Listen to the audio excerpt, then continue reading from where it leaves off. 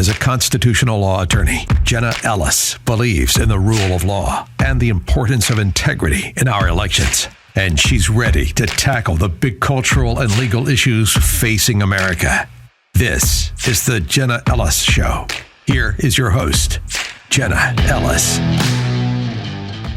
Throughout history, there are clear moments that define our nation's path. And now you can own a piece of that history. I'm thrilled to announce the official Newt Gingrich contract with America coin from our friends at Legacy Precious Metals in partnership with Speaker Gingrich. This limited edition 1 ounce 99.99% silver coin commemorates the historic victory in 1994 when the Republican Party, under Speaker Gingrich's guidance, took control of Congress. The Newt Gingrich contract with America coin also symbolizes the transformative political platform that led to the landmark achievements like the overhaul of the U.S. welfare system and the Balanced Budget Act. This is a limited edition coin that will sell out. So whether you're looking for the perfect gift or you want to own a piece of history, act fast before they run out. The Newt Gingrich contract with America coin is more than an investment. It's a tribute to honest government and America. You can order it online at newtgingrichsilvercoin.com. That's newtgingrichsilvercoin.com and use promo code Jenna, that's Jenna, to get $10 off your purchase. Go to newtgingrichsilvercoin.com now. Well, as we continue to see the dramatic differences and divides between red states and blue states and leftist policies versus conservative policies, especially in the area of parental rights, we continue to see headlines like this one. A New York father loses legal battle to stop his son, 8, from taking puberty blockers to change gender. So a New York family court official has denied a father the legal right to stop his 8-year-old son taking life-changing hormones that would begin his medical transition to a girl. Dennis Hannon, 32, a senior software engineer from Buffalo, has been locked in a quote-unquote nightmare legal battle with the Erie Supreme Court spanning 7 years fighting to retain his fundamental parental rights. He says that the boy's mother pushed the child's transition and says the boy himself was not distressed at all about living as a boy, and that typically is the story. And then without his knowledge or consent, there was a unilateral transition when the child was about 4 or 5 by the school. This is a horrific story, I think, for any parent. And Dennis Hannon joins me this morning. And I cannot tell you how heartbreaking this story is, Dennis. And I am so sorry that you are going through this. And I know for everyone listening already, we will also say this at the end, but you have a Give, Send, Go campaign that was created. It's Give, Send, Go /indoctrinate this. That's the organization that's trying to help you with the legal fees because right now you don't have the funds to appeal. I mean, this is so expensive. It's so horrendous. And thank you for joining me and telling your story. So how did this even start and unfold, and how are you doing? Well, thanks for having me, Jenna. Good morning. I appreciate this opportunity to, tell this story and get it out. So hopefully it sparks some true reform and change. I was essentially, so you hit the nail on the head. I was essentially the last to know in a unilateral gender transition of my child. I found out by a letter in the mail addressed to the parent or guardian of, followed by a female name, Ruby Rose Hannon. I didn't recognize this name. It wasn't a name I was familiar with. I know there was an actress by the name Ruby Rose, but that was it. So I thought, maybe they had the wrong child on there, that it was addressed to, but the address was correct. So I opened it anyways, and one of the worst days of my life, it just crushed my soul. They had assigned my son a female name that I didn't recognize. They had referred to him exclusively using female pronouns, she, her. And essentially, I was the last to know. And I got this letter in the mail after reaching out to the school because I was concerned because I wasn't receiving any kind of updates from them. There was an issue with their parent portal. They worked it out. And then, I don't know, about several weeks later, I I got his report card in the mail, and I wish that was the beginning, but it wasn't. And so that was, the worst of it. But it's hard. It's hard for me to even talk about, to be honest with you.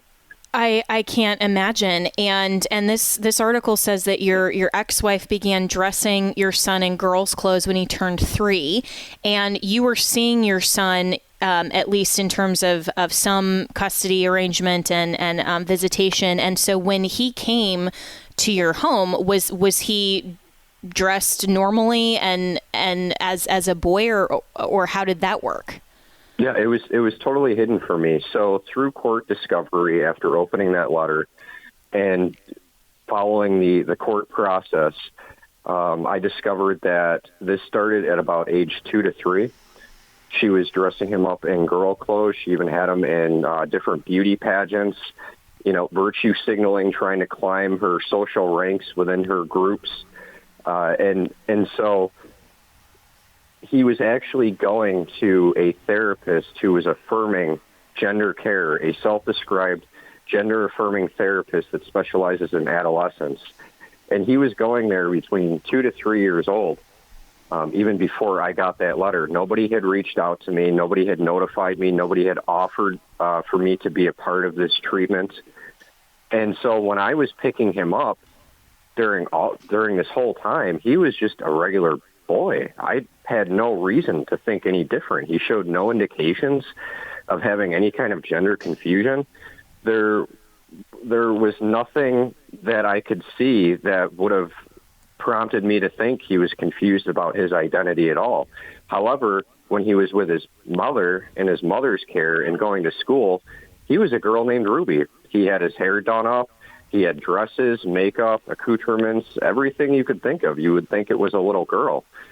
And it just crushed my soul. And there was never a formal diagnosis of gender dysphoria. The therapist kept no notes of any therapy sessions. That was one of the reasons why she refused a subpoena in at least one case.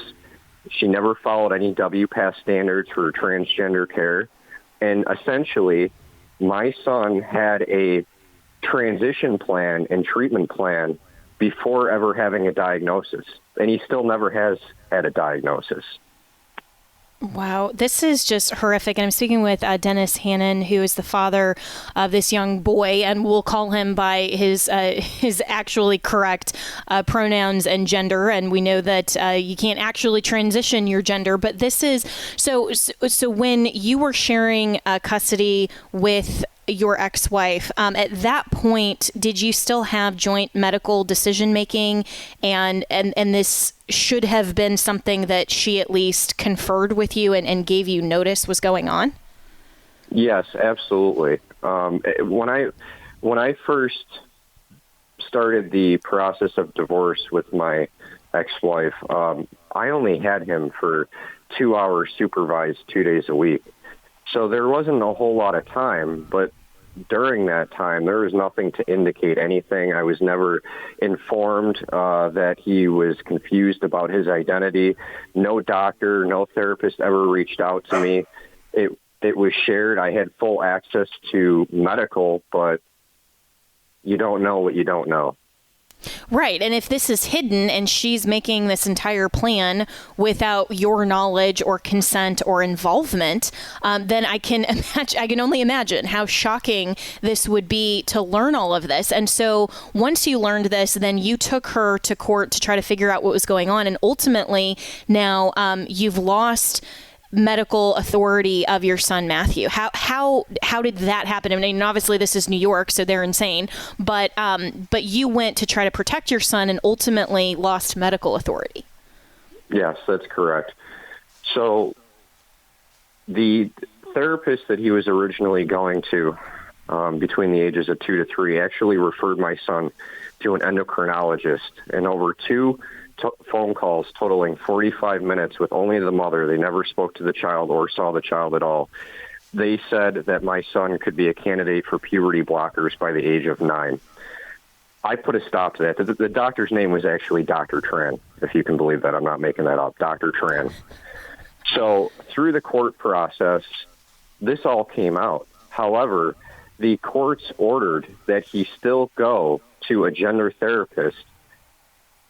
I was taking him at sometimes once a week. It was $145 a session out of pocket, and he was never diagnosed with gender dysphoria. So he went there a year and a half, and they called it essential medical treatment.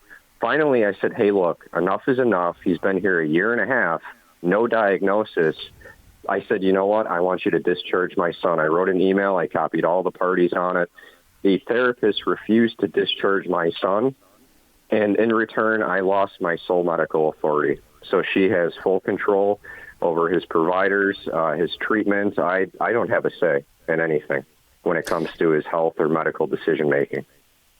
So through this whole time that he was going to this therapist and you were still involved, what was your son saying at the time, and how was he dealing with all of this? Well, it was difficult. Because when this started, he didn't really have a voice. And then as years went by, he realized that this isn't something that he ever wanted. It was something that was forced upon him. And nobody had ever considered the psychological impact on a 5-year-old socially transitioning them. So, of course, in school, one year he's a girl named Ruby, and the next year he's a boy. Kids would ask him, weren't you a girl? Wasn't your name Ruby? Excuse me. And he just plays it off and says, you must have the wrong person. But it's been very hard on him, and this is something that, he's had to live with. But now he's a very normal little boy, loves doing boy things, and just like before, shows no indication of being confused whatsoever. Wow. Well, thankfully, he is, at least according to this article, and you can confirm, he is at least now a boy. It goes by Matthew, and he's 8 years old. Yep. And so is he expressing more of a voice in this process at that age, or where is this currently? Yeah, well, he had to learn early that it's important to stand up for what you believe in and what you want in life, and sometimes equally as important to stand up for what you don't and make that known. So now that he's actually 9 years old now. Now that he's 9, he's older, he understands, and he realizes what happened to him, and he realizes that he was so young. It wasn't him. He understands that this was something that was forced upon him. So yeah, he has some resentment over that, and that's something that we'll continue to work on. And even when he does find a partner later on in life and they're going through school photos of him, it's going to be a very difficult discussion for him to have. But he's a strong little boy. I'm proud of him. And I'm just very blessed because this story is actually, he's a lucky one. Some other kids out there aren't as lucky, and that's why I'm coming forward. So hopefully I can be the first shoe that drops that says, look, we need to stop gender-affirming care for minors. This is just a business, and we're hurting these kids. It needs to stop. Yeah, and I'm so grateful that you are telling your story, as difficult as this is, because our society, you're right, is going to have to increasingly deal with the fallout of the LGBT agenda and all of these so-called medical professionals that are forcing this type of gender transition, and parents who are, for virtue signaling, as you mentioned, or other reasons, forcing this on kids. And as they get older, if they choose to then say, wait a minute, this is not right, then they're going to have to deal with a lot of this fallout. And you personally have also had to deal with the fallout of the expense of the court process. You've said that you've spent every dime of your retirement, and you currently don't have the funds to appeal. And so again, the Give Send Go is GiveSendGo/indoctrinate this, and that's the organization that is helping parents preserve traditional family values. You can go to their website as well. It's indoctrinatethis.org, and so people can give there to help you if they would like to. But what is your plan forward? I mean, and a 9-year-old, that's still, he is still so young, and his childhood should have been a childhood not dealing with this kind of genuinely adult material. So, that's still really, really young to have to deal with this. But what is your plan forward in terms of a pathway to appeal? What is your goal? Well, I hope to appeal. The way that the orders were written, it's going to take about 4 appeals to really undo all of the damage that was done through the Supreme Court. I'm taking it one day at a time. I do feel blessed in the sense that although I may have lost in court as it stands right now, that I saved my son in the process because he is awake and he understands, and I have full faith that he's at a point where he can stand up for himself. But if I am afforded the opportunity to appeal, obviously that's what I'm going to do. I'm never going to stop fighting, but I hope to continue to tell this story so that others may learn from this experience, so that if this doesn't happen to another parent or child again, then I feel accomplished at the end of the day. But if I go silent and this continues to happen, then that means that it was all done in vain.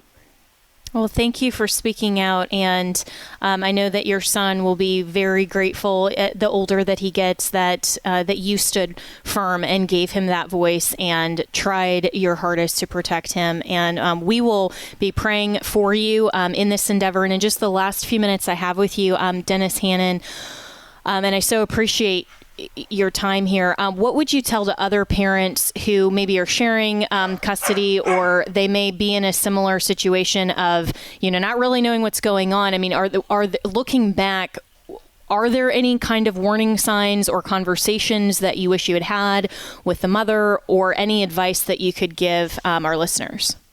Yeah, absolutely. Talk to your children. Have these difficult conversations with them about the so-called gender identity ideology that's being pushed in schools and throughout our society. Because if you don't talk to your kids about this, a state-funded educator or somebody else will that thinks that they know better than you.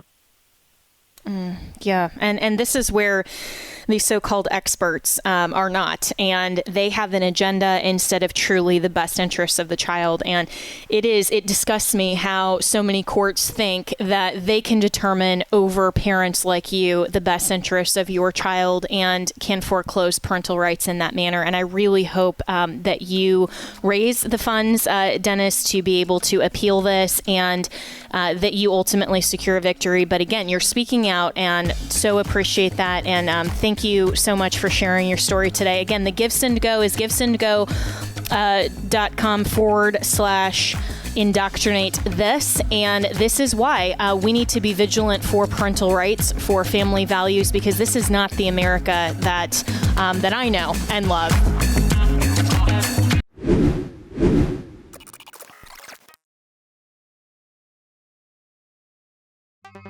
As you know, my friend Mike Lindell has a passion to help everyone get the best sleep of their life. He didn't stop by simply creating the best pillow. Mike created the Giza Dream bed sheets. They look and feel great, which means an even better night's sleep for me, which is crucial for my busy schedule. Mike found the world's best cotton. It is ultra soft and breathable, but extremely durable. Mike's Giza sheets come with a 60-day money-back guarantee and a 10-year warranty. The Giza Dream Sheets come in a variety of sizes and colors. Mike's latest incredible deal is the sale of the year. For a limited time, you will receive 50% off the Giza Dream Sheets. You will also receive a set for as low as $29.98. So go to mypillow.com, click on the radio podcast square, and use the promo code Jenna.